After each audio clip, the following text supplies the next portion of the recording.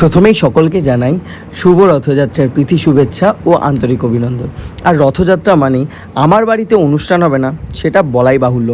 রথযাত্রায় এটা হচ্ছে প্রভুর সবথেকে প্রিয় দিন, আর আমার বাড়িতে অবশ্যই সেটা হয়ে থাকে। সেটা তোমাদের জন্মদিনের দিনও শেয়ার করেছি যে রথযাত্রা আমাদের বাড়িতে হয়, কিন্তু হ্যাঁ, খুব ধুমধাম করে হয় না, তবে যতটা পারি চেষ্টা করি। তাই সকাল থেকেই কি করছি না করছি সবটাই তোমাদের কাছে তুলে ধরার চেষ্টা করব। সকাল সকাল হাওড়ায় গেছিলাম ফুল আনতে, তারপরে বাড়িতে এসেই লেগে পড়েছি তার সেবায়। সবার প্রথমেই গোপালকে সাজিয়ে নিলাম, আর সাজাতেই বাজারে কত কি উঠেছে না উঠেছে একবার এসে বারান্দায় উকি মেরে গেলাম। এই হলো আমার রথযাত্রার প্রভুর প্রথম দর্শন, তোমাদের কাছে তুলে ধরলাম। কেমন লাগছে অবশ্যই জানিও। তারপরে একটু নিজে রেডি হয়ে গেলাম, আর তোমাদেরকে আজকে জানিয়ে রাখি যে রথযাত্রায় কিন্তু আমি নিজেই প্রভুর সেবা দেই, আর আমি নিজেই পুজো করি। তাই পুরো পুজোর যা যা করেছি না করেছি সবটাই তোমাদের কাছে শেয়ার করছি। আরতি থেকে স্টার্ট করে আর ভোগ থেকে স্টার্ট করে সবটাই নিজে অ্যারেঞ্জ করি। আর নিজে অ্যারেঞ্জ করা মানেই জানোই খুব প্রেশার থাকে, সকাল থেকে খুবই প্রেশারের মধ্যে থেকে যাই।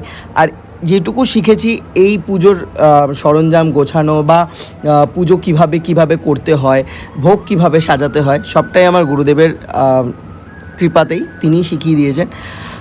পুজো দেওয়ার পর বেরিয়ে গেছিলাম একটু বারান্দায়, তারপরেই দেখি সঙ্গে সঙ্গে চলে এসেছে আমাদের এলাকার সবথেকে বড় যে রথ, মানে মেন যেই রথ। এই রথ কিন্তু বেরোনোর পরে আমাদের এলাকার যত রথ আছে ছোটোখাটো সবাই তারপর বের করে। বড় রথ বেরোনোর পর আমি আমার প্রভুকে নিয়েও আমার রথে নিয়ে গেছি। আমার রথ তোমাদের কাছে প্রথমবার তুলে ধরলাম। কেমন লাগছে না লাগছে অবশ্যই জানিও কমেন্টের মাধ্যমে। তারপরে নিয়ে বেরিয়েছিলাম রাস্তায়। তার সাথে সাথে তোমাদের একটা আপডেট দেই, এই রথ কিন্তু আমি কোথাও থেকে কিনিনি। এই রথ কিন্তু আমার বাবাই নিজের হাতে বানিয়ে দিয়েছেন।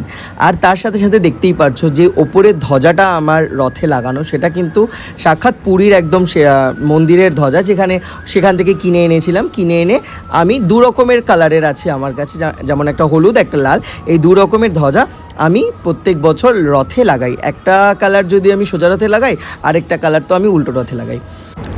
তারপর রথ নিয়ে ঘোরার পর আমি নিজে একটু মেলায় ঘুরতে বেরিয়েছিলাম, কারণ কি মেলায় না ঘুরলে সত্যি কথা বলতে আমাদের একদম ভালো লাগে না। ছোটোবেলা থেকেই নাগের বাজারে এই মেলা দেখে দেখেই বড় হয়েছি, আর কোথায় কি বসছে না বসছে যতক্ষণ না দেখি সত্যিই ভালো লাগে না।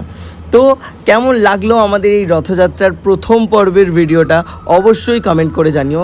দ্বিতীয় পর্ব মানে উল্টো রথের ভিডিও নিয়ে খুব তাড়াতাড়ি দেখা হবে। Stay tuned.